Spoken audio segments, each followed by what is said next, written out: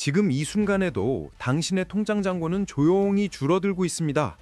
물가는 오르는데 월급은 제자리 걸음이죠.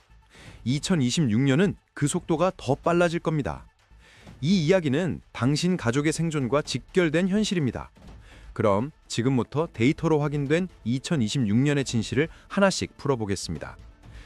2024년 한국 수출은 6,838억 달러를 기록했습니다. 역대 최대 실적이죠. 반도체가 43.9% 급증하면서 수출을 견인했거든요. 하지만 이 숫자 뒤에 숨겨진 진실은 다릅니다. 한국 수출의 54.9%가 미국과 중국을 포함한 아시아에 집중돼 있어요. 중국은 더 이상 우리의 고객만이 아닙니다. 전기차 배터리와 디스플레이 분야에서 무서운 속도로 따라오고 있거든요. 2025년 수출 전망은 6,970억 달러로 겨우 1.8% 증가에 그칩니다. 자동차 수출은 이미 감소세로 돌아섰어요. 2024년 708억 달러로 전년 대비 마이너스 0.1%였죠. 완성차 업계 파업과 생산 차질이 원인이었습니다. 석유화학도 유가 하락으로 수출 단가가 떨어지고 있거든요. 수출 증가율은 2024년 8.2%에서 2025년 1.8%로 급락합니다. 성장 모멘텀이 빠르게 식고 있는 겁니다. 중소기업 수출은 2024년 1,151억 달러로 4.9% 증가했지만 대기업 의존도는 여전하죠. 트럼프 행정부의 보편 관세가 현실화되면 대미 수출은 9.3%에서 13.1% 급감할 전망입니다. 이는 한국 명목 부가가치를 7조 9천억 원에서 10조 6천억 원 감소시킬 겁니다. 수출로 먹고 사는 나라인데 팔로가 막히면 우리 밥그릇도 흔들리는 거죠. 이제 부동산 이야기를 해보겠습니다. 한국금융권의 건설과 부동산 대출 규모는 510조 2,300억 원입니다. 2024년 3분기 기준이에요. 은행권이 325조 2천억 원이고 비은행권이 187조 1천억 원이죠. PF 규모는 약 200조 원으로 추산됩니다. 이 중 제2금융권 비중이 64%나 되거든요. 보험사가 39조 9천억 원으로 가장 많고 여신 전문 금융회사가 23조 9천억 원입니다. 부실 우려 사업장은 최소 500개소입니다. 금융권 대출과 보증 금액이 23조 원에서 25조 5천억 원에 달하죠. 증권업계 PF 고정 이하 여신 비율은 2023년 말 13.5%에서 2024년 6월 말 17.5%로 급등했습니다. 저축은행은 무려 18.8%포인트나 뛰었어요. 상호금융도 14.6%포인트 증가했죠. 건설업 부도업체 수는 2021년 12개에서 2023년 21개로 늘었고 2024년 상반기에만 22개를 넘어섰습니다. 건설사들은 책임 준공 보증 때문에 준공 지연 시 채무를 떠안아야 해요. 2024년 6월 건설공사비 지수는 2020년 초보다 약 30% 상승했습니다. 공사비가 이렇게 오르니까 수익성이 악화될 수밖에 없거든요. 전국 미분양 주택은 2024년 10월 기준 66,776호입니다. 이 중 지방이 52,288호나 되죠. 악성 미분양인 준공 후 미분양은 14,464호에 달합니다. 완공된 아파트가 주인을 못 찾고 있는 겁니다. PF 대출의 63%가 지방에 몰려 있어요. 지방 부동산 시장 침체가 심각하다는 뜻이죠. 비아파트 오피스텔과 물류센터 같은 고위험 사업장의 고래도 부진합니다. 정부는 2024년 11월 PF제도 개선 방안을 발표했습니다. 시행사의 자기자본 비율을 20%에서 40%로 높이겠다는 거예요. 하지만 이미 진행 중인 사업장 500개의 부실은 어떻게 할 건가요? 인구 문제로 넘어가 보겠습니다. 2024년 12월 23일 한국의 65세 이상 인구가 1,024만 명을 넘어섰습니다. 전체 인구의 20%죠. 2025년 초고령 사회 진입이 공식화됐습니다. 고령화 사회에서 초고령 사회까지 걸린 시간은 단 7년입니다. 세계에서 가장 빠른 속도예요. 2024년 7월에는 65세 인구가 1,000만 명을 돌파했죠. 2025년 기준 고령 인구는 938만 명입니다. 전체 인구의 19.2%를 차지하거든요. 통계청 전망에 따르면 2025년 20%, 2036년 30%, 2050년 40%를 넘어섭니다. 2023년 생산 가능 인구는 3,657만 명이었어요. 2044년에는 2,717만 명으로 1,000만 명 가까이 줄어듭니다. 2022년 생산 연령 인구 100명이 부양해야 할 인구는 40.6명이었죠. 2030년에는 50명을 넘고 2058년에는 100명을 돌파합니다. 생산 연령 인구 1명이 노인이나 유소년 1명을 부양해야 하는 시대가 오는 겁니다. 2072년에는 총 부양비가 118.5명까지 치솟을 전망이에요. 일할 사람은 줄고 부양할 사람은 급증하는 구조죠. 2024년 합계 출산율은 0.72명입니다. 홍콩과 마카오를 제외하면 세계 최저예요. 2050년에는 65세 이상 고령자 가구가 전체 가구의 절반에 이릅니다. 한국은행은 잠재성 성장률이 2024년에서 2026년 2% 수준이라고 추정했습니다. 2025년에서 2029년은 1.8%로 떨어지고 2030년에서 2034년은 1.3%가 되죠. 2040년에서 2044년에는 0.7%까지 추락합니다. 경제 성장 동력이 급속히 사라지는 겁니다.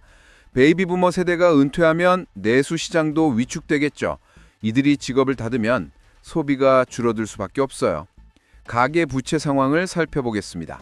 2025년 1분기 가계 부채는 GDP 대비 89.5%입니다. 2024년 4분기 89.6%에서 소폭 감소했지만 여전히 높은 수준이죠. 2024년 1분기 가계 신용 잔액은 1,883조 원에 달했어요. 2013년 말 1,000조 원을 돌파한 지 11년 만에 거의 2배가 됐습니다.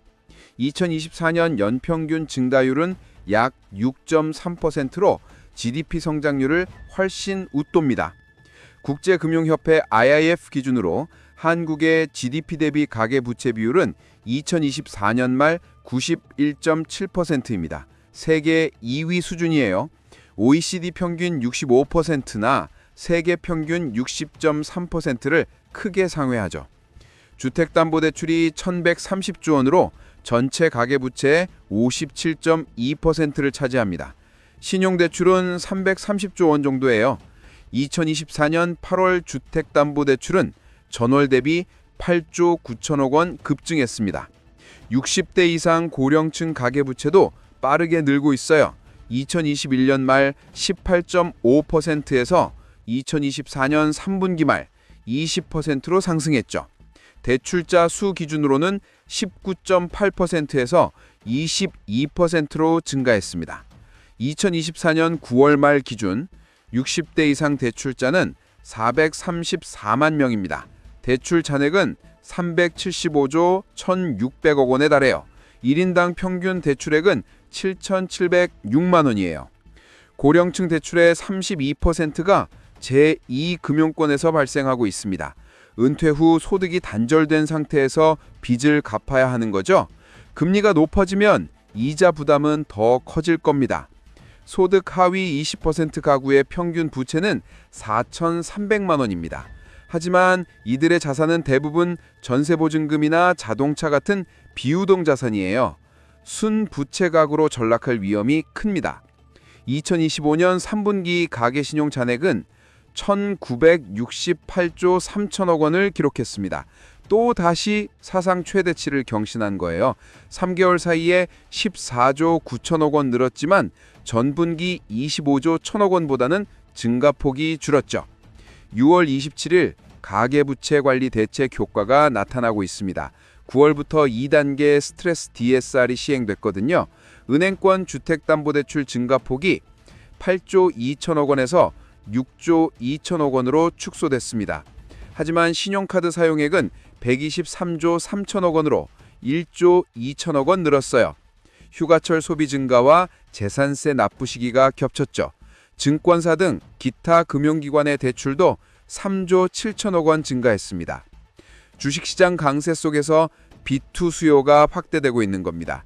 정부는 2025년 가계부채 증가율을 경상성장률 이내로 관리하겠다고 밝혔어요.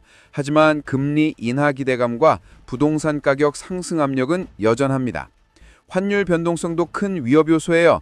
원화 가치가 떨어지면 수입 물가가 오르고 실질 구매력은 줄어들겠죠.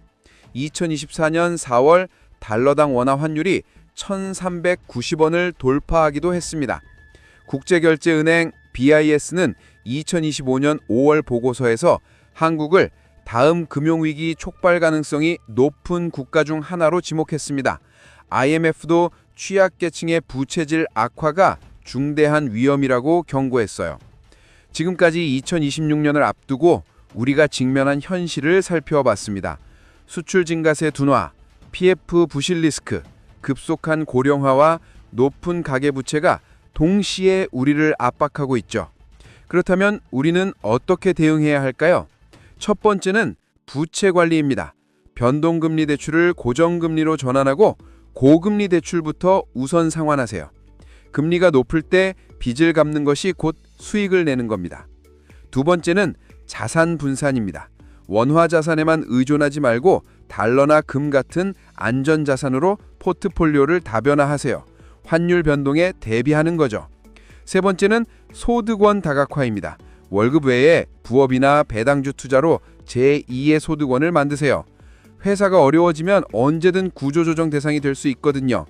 네 번째는 지출 관리입니다. 불필요한 소비를 줄이고 비상자금을 확보하세요. 최소 6개월치 생활비를 현금으로 보유하는 게 좋습니다. 다섯 번째는 지속적인 학습입니다. 변화하는 신업 트렌드를 파악하고 새로운 기술을 익히세요. 시대가 바뀌면 생존 방식도 바뀌어야 합니다.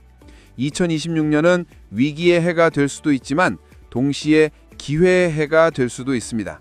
미리 준비하고 대비하는 사람에게 위기는 도약의 발판이 되니까요. 겨울이 온다는 걸 알았다면 두꺼운 옷을 준비하면 됩니다. 냉철한 시각으로 현실을 직시하고 지금 당장 할 수 있는 작은 변화들을 실천하세요. 당신의 노력이 헛되지 않도록, 그리고 사랑하는 가족들과 함께 더 단단한 미래를 만들어갈 수 있도록 오늘 이 이야기가 작은 나침반이 되길 바랍니다. 경제는 결국 사람들의 심리와 행동이 모여 만드는 거대한 흐름입니다. 우리가 깨어있고 준비한다면 어떤 파도도 충분히 넘을 수 있을 거예요. 부디 이 위기의 터널을 지나 더 밝은 곳에서 여러분을 다시 만날 수 있기를 기원합니다. 오늘 하루도 현명한 선택으로 가득 채우시길 진심으로 응원합니다.